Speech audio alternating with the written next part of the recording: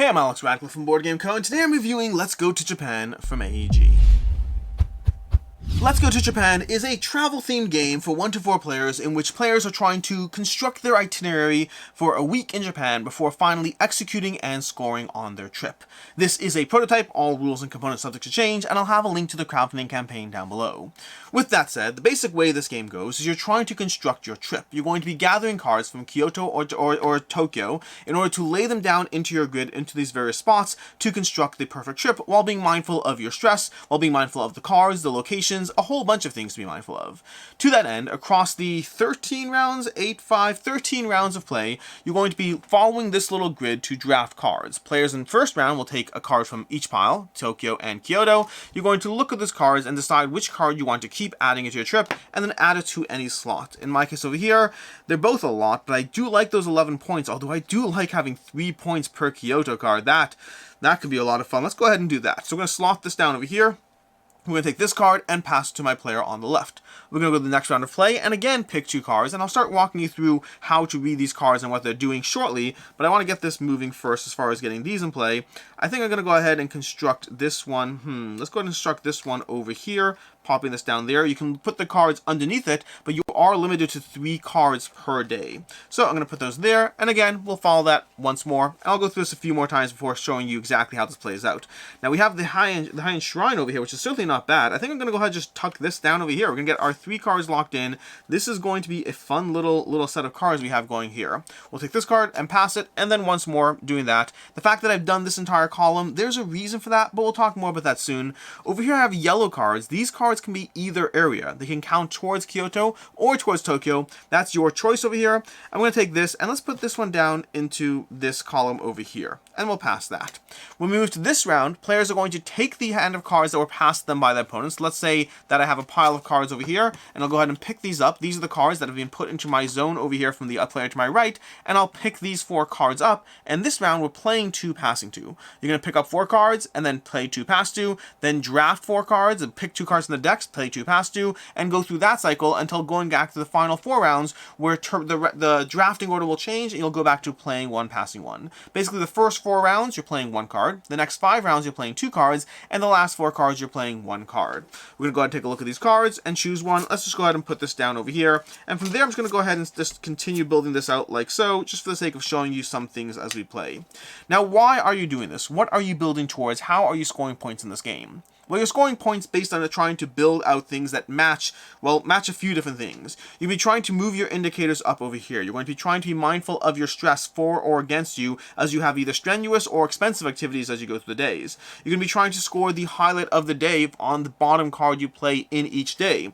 All the cards in the day will score points. You can see 2, 4, and 4, but the bottom card will score an additional points. Specifically, this will score an additional 8 points plus giving you a symbol of your choice if you have 4 of these symbols already scored in the previous days. You want to look at all the previous days and see how well you fared. You're also trying to match to the day. Every single day, at the beginning of the game, you're going to randomly distribute these, which means every day has a desired activity, which is why you can see me matching this here, and matching these to this, because depending on how many you match, you'll get different bonuses, either improving your stress indicator, which whenever it gets to the top over there, you'll bump up on your positive points and reset, and vice versa, whenever it gets to the bottom, you'll bump up on your negative points and reset, and trying to balance those, or more specifically get as many positive points as possible, while being mindful that sometimes negative stress is going to give you cards that give you extra points than the cards themselves. So there's a balance in play as you do that. So you're trying to be mindful of this as you get various indicators showing you the cost or the expense of stress on trips. You're going to, whenever you complete a row, right at the time you complete it by putting your 3rd card down, you'll see how many matching icons you get, and then either get the 1, 2, or 3 matching icons bonus, which this is going to move you up in the stress track, move you in a positive way on that track.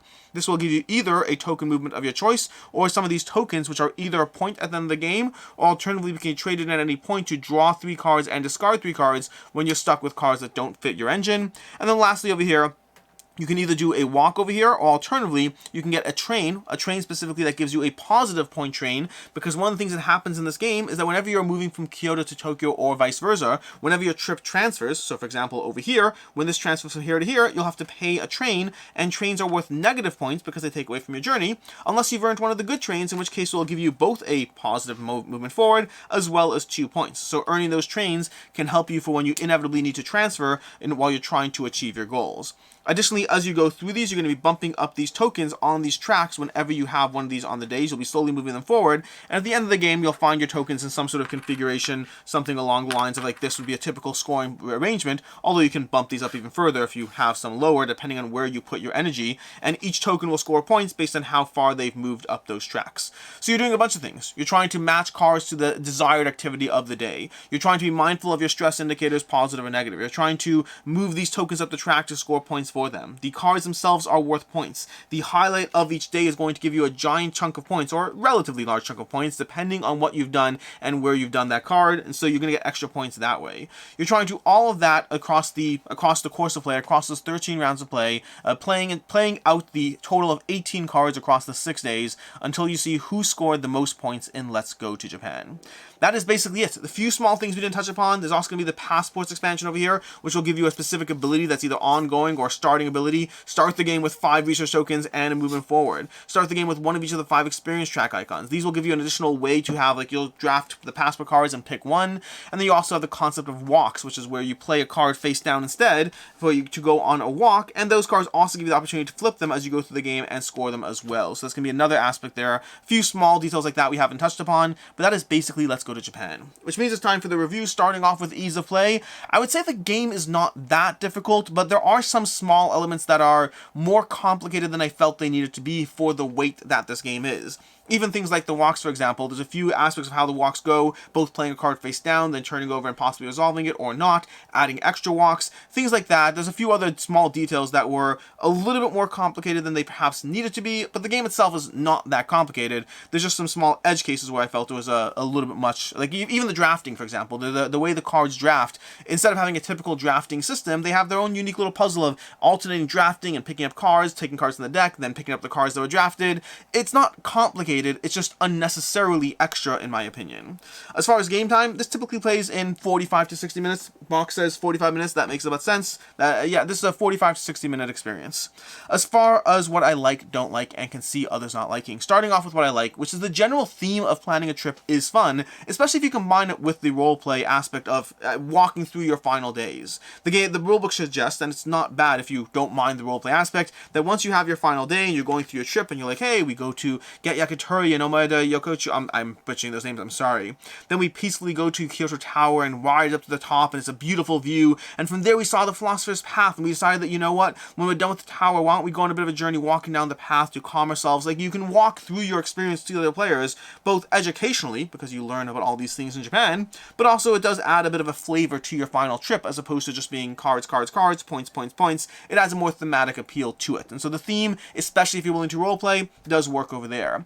Additionally, there's a lot of things to consider as you go through planning a trip, and we talked about all those things, but there's just different aspects. You know, do you want to play the right card? Will the right card give you extra points, but possibly involve a shift from Kyoto to Tokyo, and that means you're going to have to lose 2 points on the rail? Or have you gotten enough of those extra rail points that you actually do want to use those shifts, and those are going to give you extra points? How much are you trying to match the highlight of the day, versus how much are you trying to really focus in on getting that one symbol all the way to the end, because it can be worth a chunk of points. The gap between these regions shrinks as you go higher up, which means if you're willing to forgo something at the beginning, you can get extra points at the end. And so there are these balances as far as what you're doing, as far as how you pick the cards that work for your engine. Those highlight of the day bonuses at the very end that give you the extra points depending on how well you've done across your entire journey. There's overall a lot of things to consider. The passports, which is an optional module, it's an easy addition to me. I would never play without these because they're just fun extra little bonuses as far as different things you can look at that give you either, again, ongoing bonuses or starting off bonuses, and they're all just fun. I like them. They work well.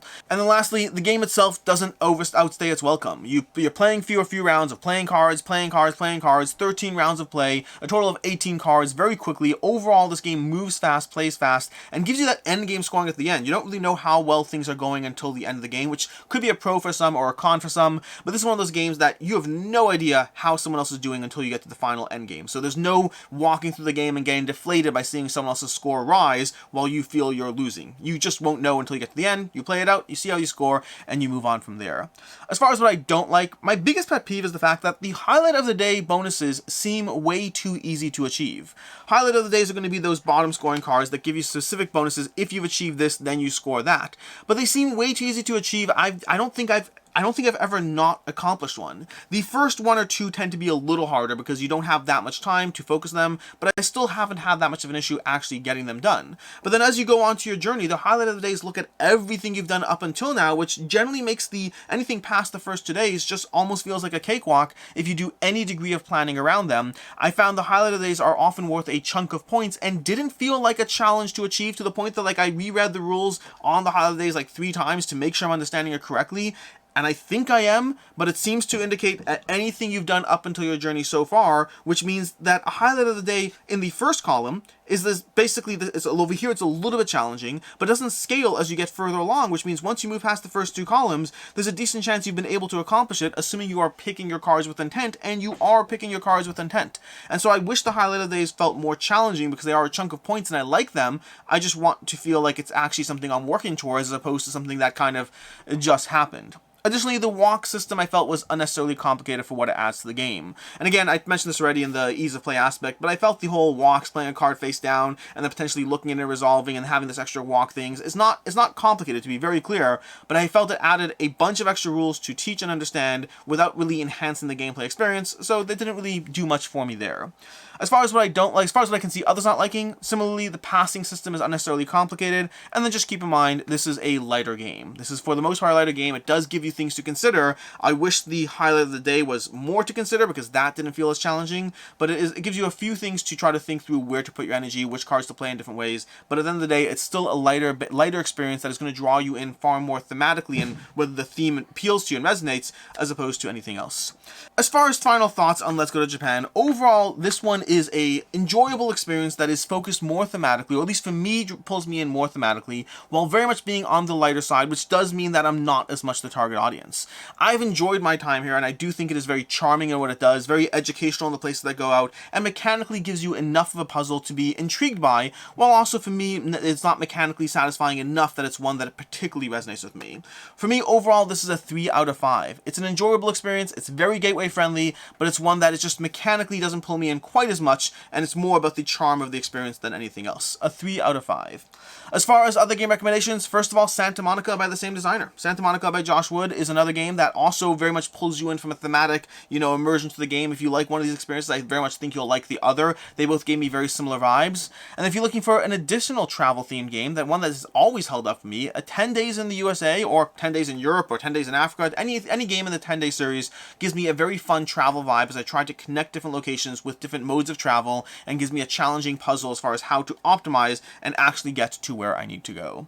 In any case, and until next time, I'm Alex Radcliffe from Board Game Co. I hope you enjoyed this video, and as always, I hope you have a good one.